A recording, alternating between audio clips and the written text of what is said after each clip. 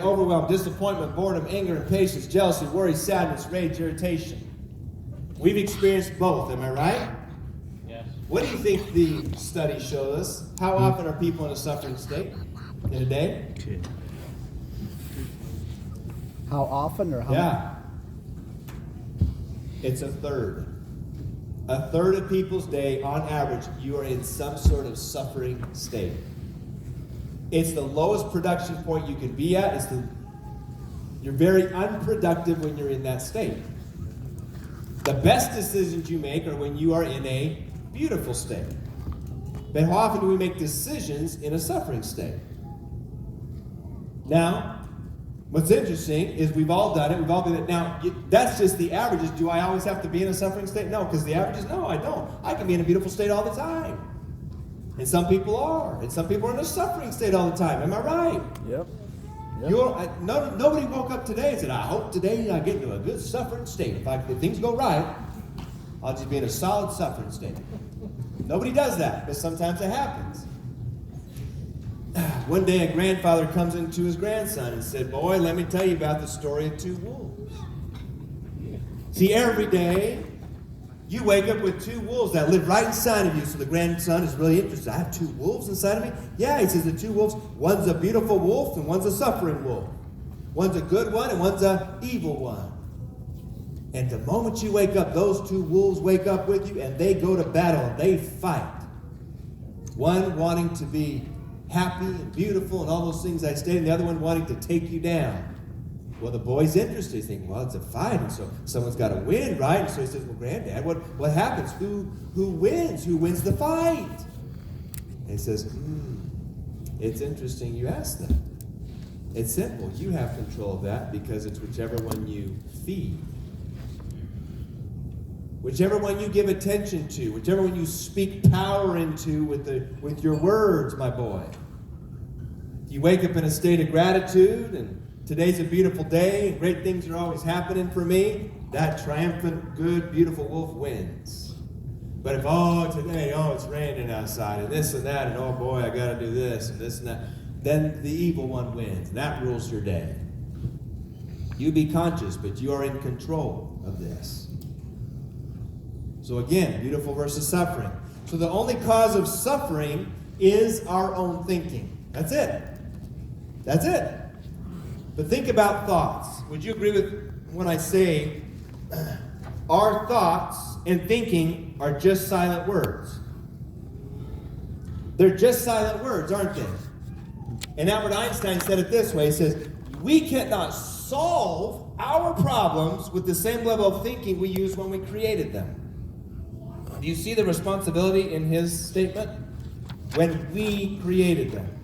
You created everything that goes on in your life. You do. And if you relinquish that control, you're out of control. You're powerless. If you relinquish that power, you're powerless. I called a friend, there was a big storm in Florida. And I called a friend and I said, hey, are you all okay? Did you all lose your power? Meaning electricity. And she says, Thomas, let me be clear. I never lose my power. I said, touche. You're right. And she was clear that no matter if the lights were out, I'm still powerful. I still have power and control to control how I respond to this. Make sense? Yep. In fact, there is a phrase in my book. It's called E plus R equals O. Do you remember?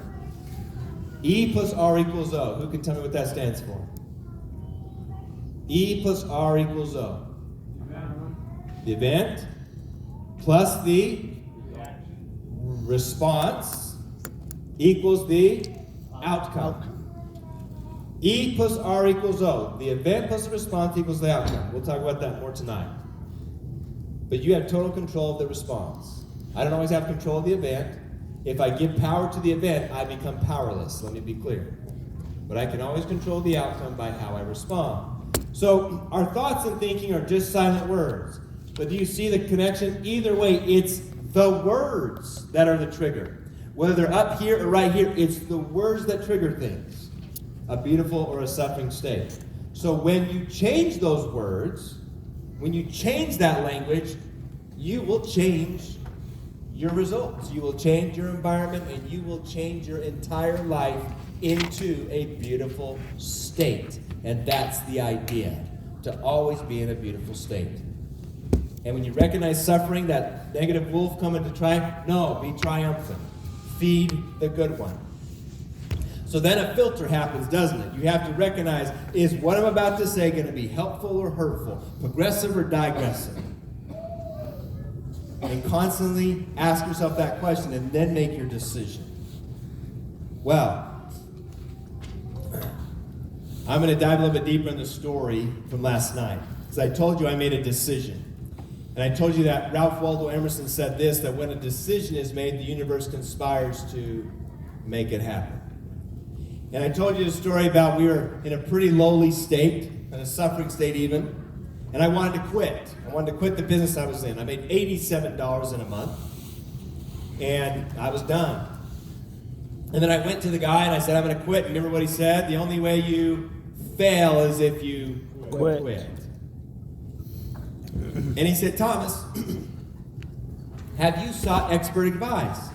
He said, haven't you read that book called Think and Grow Rich? Who's read this book, Think and Grow Rich?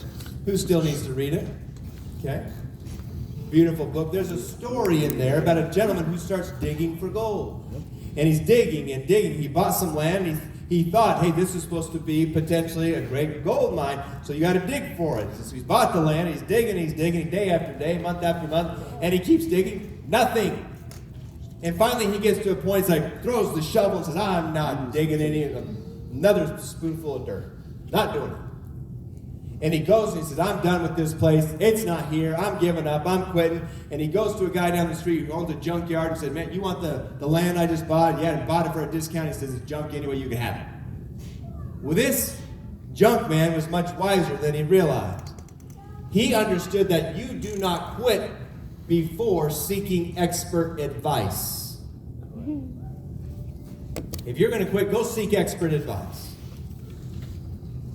So he goes to a land and gold engineer, a person that sees where gold veins are and how they travel and things like that. And he brings this person in and says, I want you to evaluate this plot of land. And he does so, and he says, right where that person was digging, you should find gold 3 feet from where he stopped digging. And sure enough, 3 feet down, found one of the richest and prosperous gold mines in the entire area. 3 feet from where he stopped digging. How often do we stop 3 feet from the deal? You're that close to another great new team member, from another deal, by making one more phone call, right? One more reach out, one more thing. Keep going. Well, my mentor said, look, have you sought expert advice before you're going to quit here, Thomas? And I said, no, I haven't. He said, there's top people in the company. And I had a list of top people that were all multi-seven-figure earners. He says, and you talk to them. I said, I didn't think I was allowed to talk to them. Who told you that? I don't know. I just didn't think. So I found a guy who's one of the top in the company, and he lived about 8 hours from where I lived. And I found where he lived. I called some people that perhaps I wasn't supposed to call. But I made a decision. And I found where this guy, now this was before we had these fancy direction things on our phone, and you could just put in an address. I had to do the thing called MapQuest. I remember MapQuest. You had to print out the instructions, like you would say, in 30 feet, turn, like you had to count your feet or something like that. It was just this thing. Well, I found out where this guy lived. And I went to his door, and I knocked on the door. You know what happens when you knock on the door? They come to the door. I'll spare you the suspense. But most people don't go knocking, don't they? Opportunity's on the other side of that door, and it's right there, but people don't go knocking. Show me a successful person. I'll show you a person who's knocked a few doors. So I knocked on the door, and he eventually comes to the door, and I said this, true story. I said, hey, sir, congratulations. You're my new mentor. He said, who are you?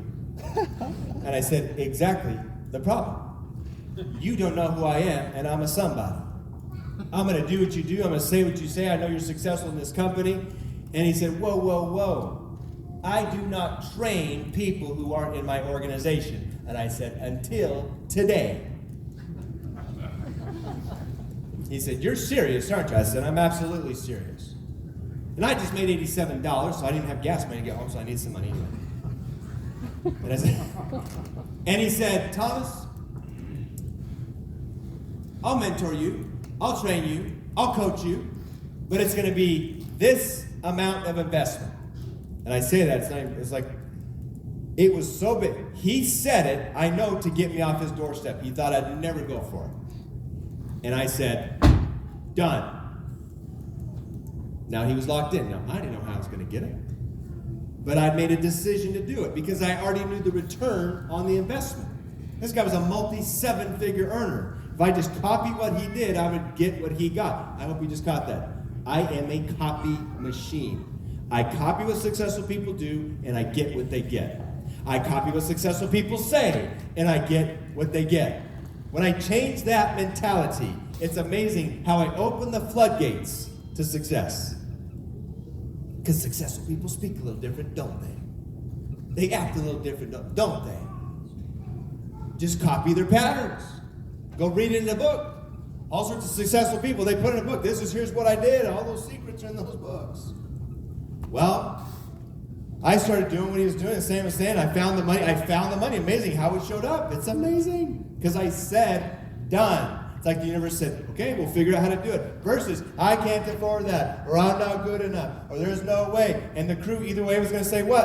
I got that. What? Come on, what? I got that. Either way, the crew's going to say, we're on board with whatever you say because you're the captain. So he said, Thomas, I think I can fix your issue. I think I can fix your problem. Why you're not succeeding right now? I said, oh, really? Great. Tell me what it is. He says, we have to call people to get appointments. To help see if we can serve them financially, we get these appointments, whether it's at their home or at our office or otherwise. Get the appointment. And the game is won or lost in that, getting the appointment. Because if I sat down with someone, I had a very high likelihood that I can serve them in some way. What was the key? Where was the success? Getting the appointment. That's where people fall off. Getting the deal. Well, he said, how often do you call people to get your appointments? I said, at least a couple times, maybe 3 if I'm feeling, really excited about it. He said, whoa, whoa, whoa, whoa. You stop at 2 or 3? Nope. Yeah. He said, why? I said, because I don't want to ba-ba-ba-ba. I don't want to ba-ba-ba-ba-ba-ba. And I don't want to ba-ba. And I hesitate to say that word bother to this day because I'm serious. He's a shorter Korean man. And I said, I don't want to bother them. He came up to me and he smacked me across the face. Whack! Just like that. Whack! And I doubted everything at that point. I said, why did you just hit me? He said, stop bothering people. Stop bothering people. I said, well, what am I supposed to do? He said, start blessing them.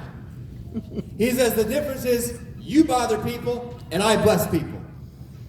And that's your mentality. And I just bless a lot more people than you do. He says, I'll bless them 11, 12, 13, 14, 15 times. And I think he started talking Korean at that time. I just, boom. He says, I'll bless them as many times as it takes. The deal is, I believe so much in what we do. I'm blessing people. And he says, I may not be better at insurance than you. I may not. But the fact is, I just call more people than you do. That's it. And this is what happens in any industry. In a lot of industries, is you might have a superior product or service. You might. But if people call more than you do, essentially follow up more than you do, they will win. How's the phrase go? The fortune's in the follow up. I'm bold enough to say that this game of business, listen close, this game of business in any industry is flat out won or lost in your ability to follow up. Right then. Because there's interests, there's restaurants out there that have inferior food. Like it could be the best hamburger out there, yet there's other ones that follow up you and their food is way inferior to yours, but they're winning more because they're more apparent. They're following up more than you are. That's it. So it's not even a product or service product, it's a follow-up deal. Right? Absolutely. And then he said this. He said, how How often are you asking for referrals? Now, he just hit me. I wasn't going to give him a number. He says, how often are you asking for referrals? So I took a couple steps back, and I said, I could do better. Right? You learn. I get hit the first time, shame on you. I get hit the second time, shame on me for not learning the lesson. He says, I'm not going to hit you. I said, thank you. But he says, I want you to let this hit you right between the eyes. It's this right here. That your ability to ask for referrals is a direct reflection on your belief in what you do. If you're not asking for referrals, you're saying, thanks for your money. We don't believe in what we're doing. Have a nice day.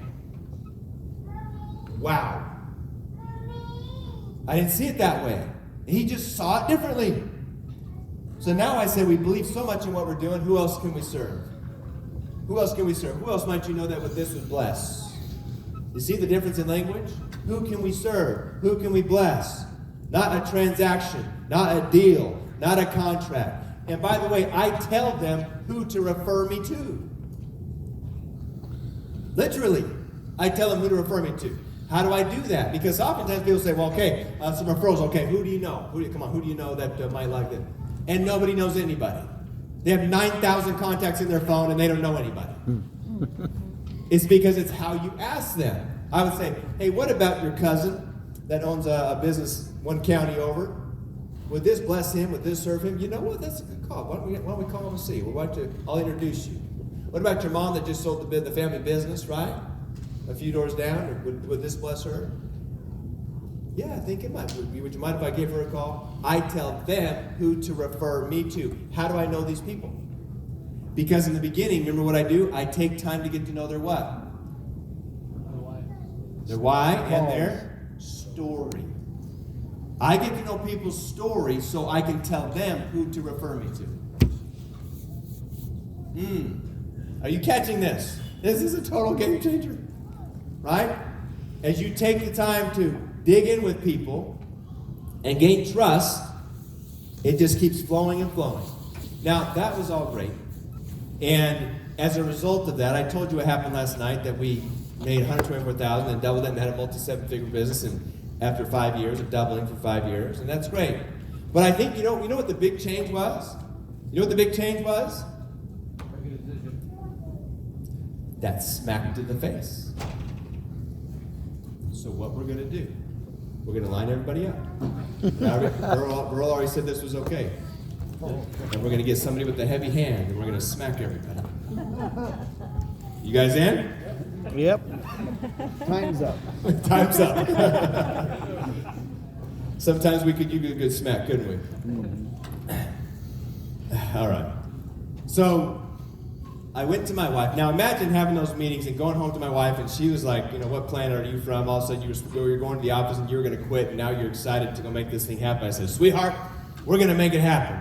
And she wanted proof. That's what they want. Our spouses want proof, right? And I said, there's a Hawaii contest right now. Now, every year the company took the top 100 agents to Hawaii out of 10,000. So you have to be something special. 100 out of 10,000. And this was this was a 5-diamond resort, all expenses paid. I mean, we'd never gone to Hawaii, let alone stayed in a 5-diamond resort.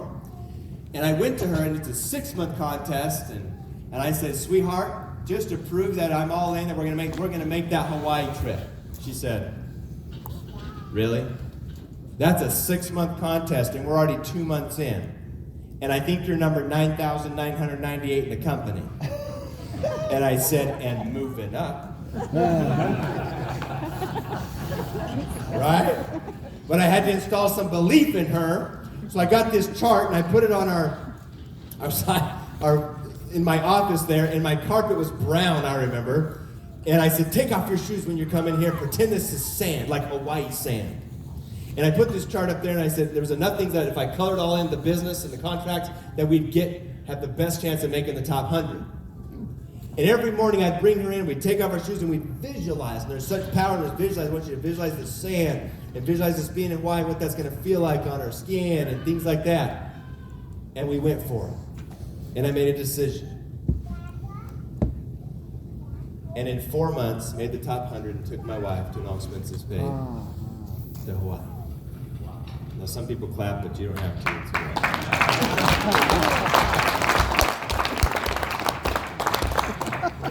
And we went every year for 8 years.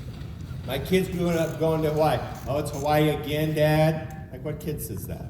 It's Hawaii again. I got things to do, Dad. Right? You know what happens when you take your wife to a 5-diamond resort in Hawaii, all expenses paid? You know what happens? Good things. Good things. All right, stay focused, everybody. What's that? I know. You got to get back to the roots. Well, look, I tell you that because people counted me out, right? I almost quit, like this close to quitting.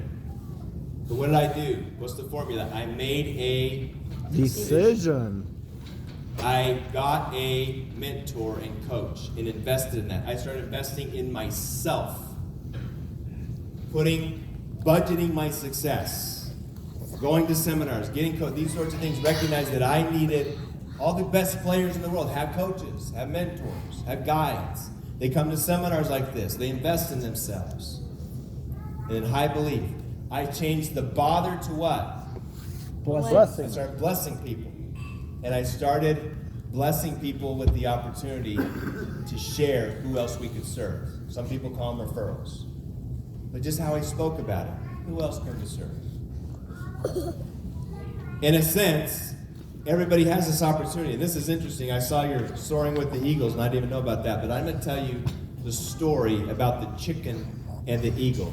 I know you'll be able to relate. I'm going to play this video. Ready?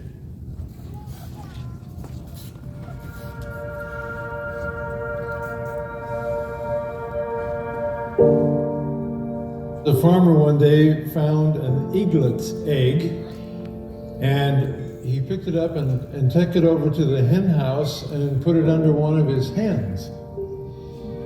And when all the eggs were hatched, the little eagle was hatched with all the other little chickens. And of course, immediately the mother hen begins to rear her chicks, as she often does, and the little eagle was treated exactly the same. And as he continued to grow, he assumed he was just a part of the family. He was another chicken among chickens. And so he began to learn the things that all little chickens learned, to go around the barnyard and peck for worms, and then when it came to flying, learned to fly maybe a few feet.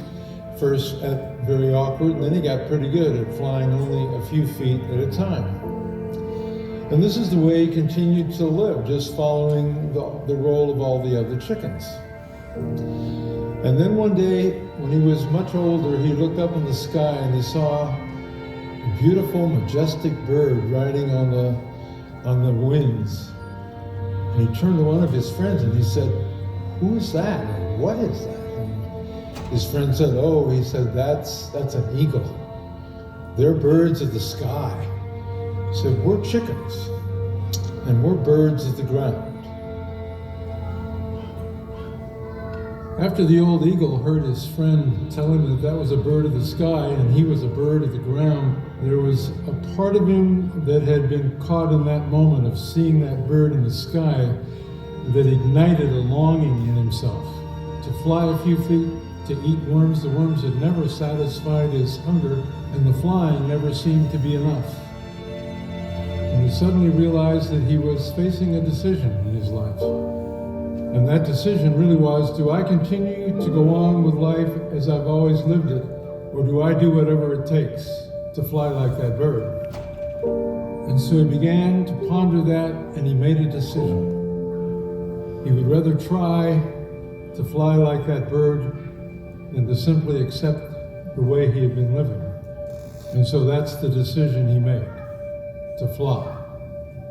And his life was changed forever.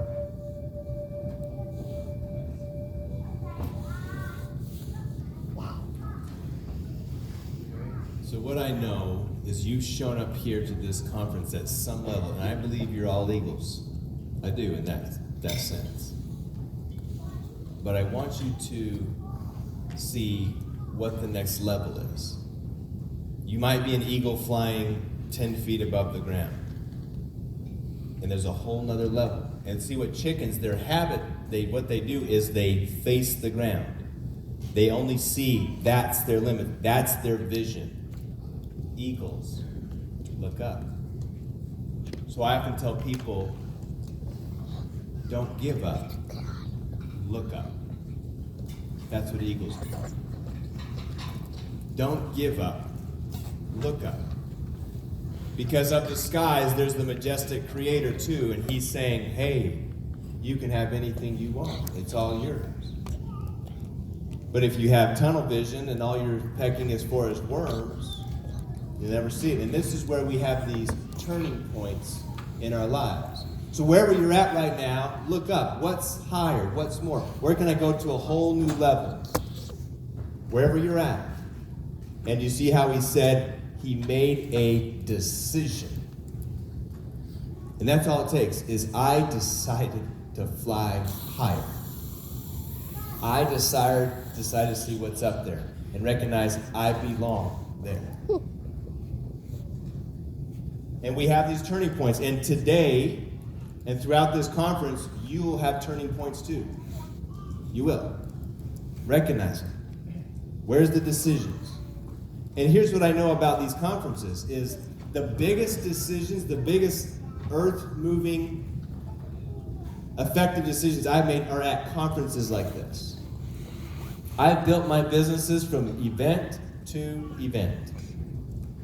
You're all out of your normal, natural environment here, aren't you? You're surrounded with people who all want to win. You're all eagles. How often do you come to an eagle's nest? Right? Really, that's why you get together. That's why your investment is so valuable here. And the beauty of what you put on. Because you're bringing the eagles together and say, how can we fly better? That's the whole purpose of everything. How can we get better? Nobody woke up today and said, hey, how can we get worse today? That's the theme. No.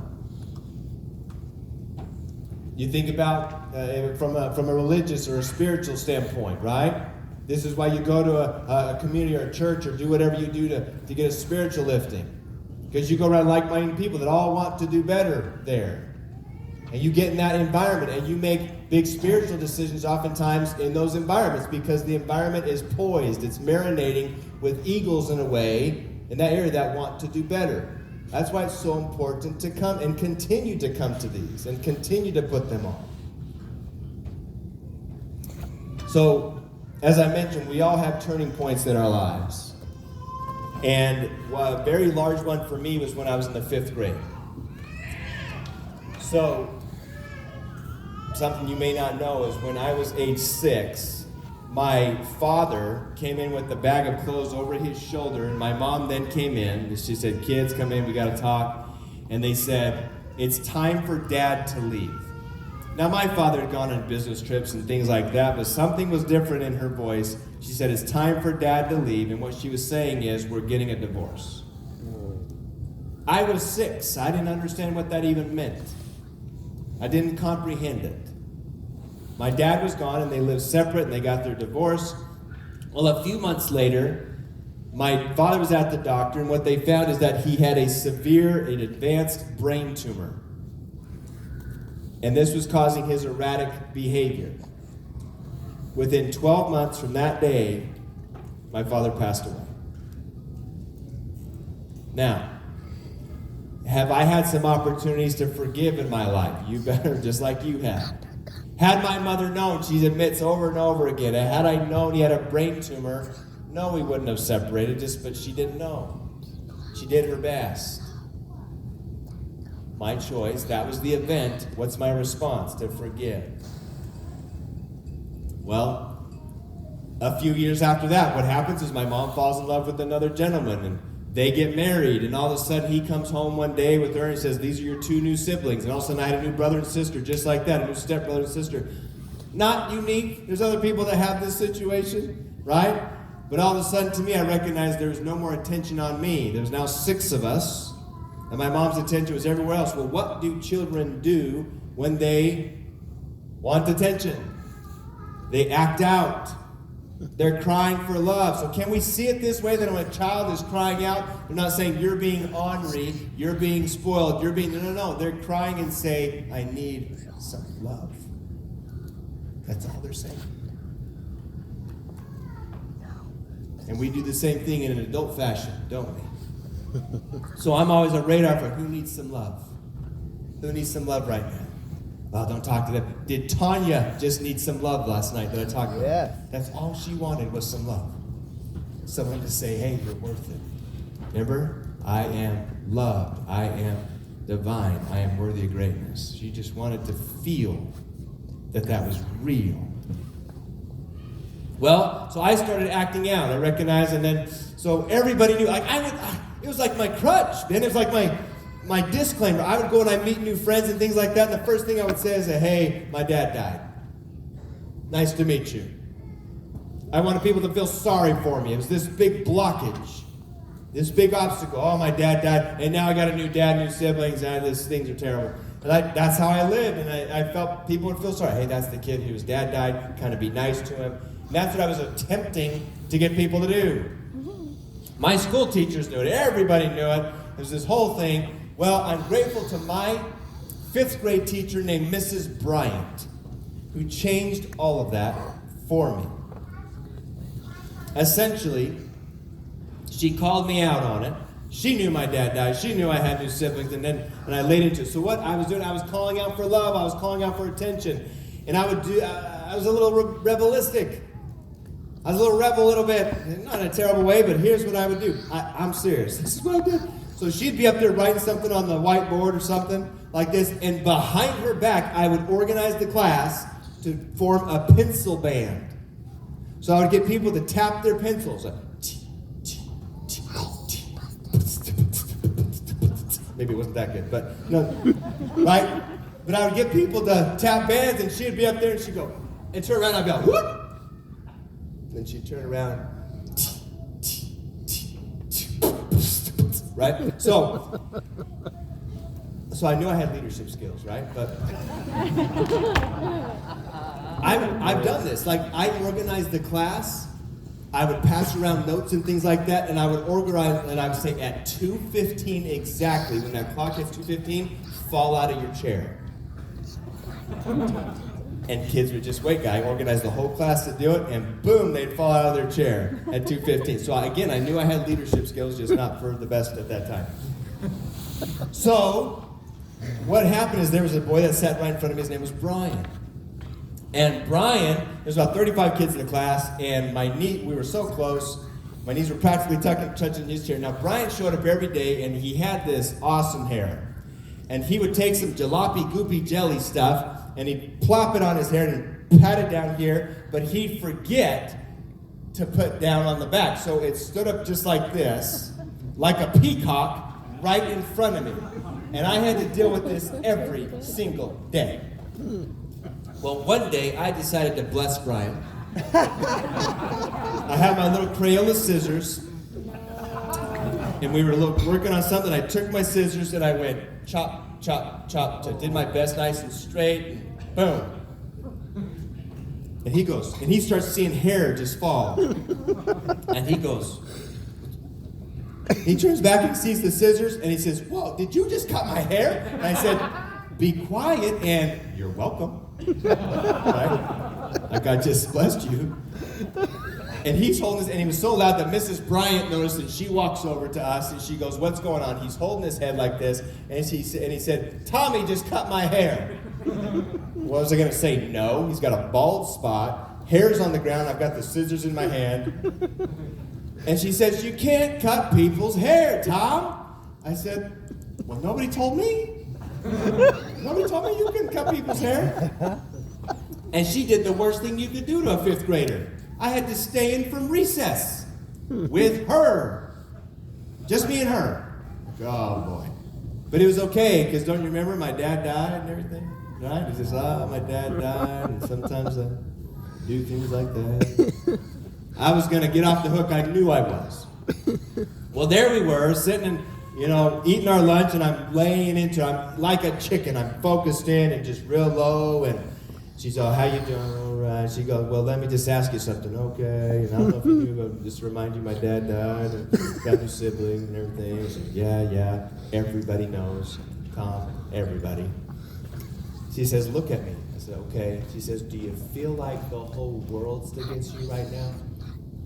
Do you feel like the whole world's against you right now? I said, well, yeah, because I don't know if you knew, but my dad died. I mean, it was this whole thing. And she said, no, do you feel like the whole world's against you? I said, yes, I do. And she said, look me in the eye. I said, okay. She said, good.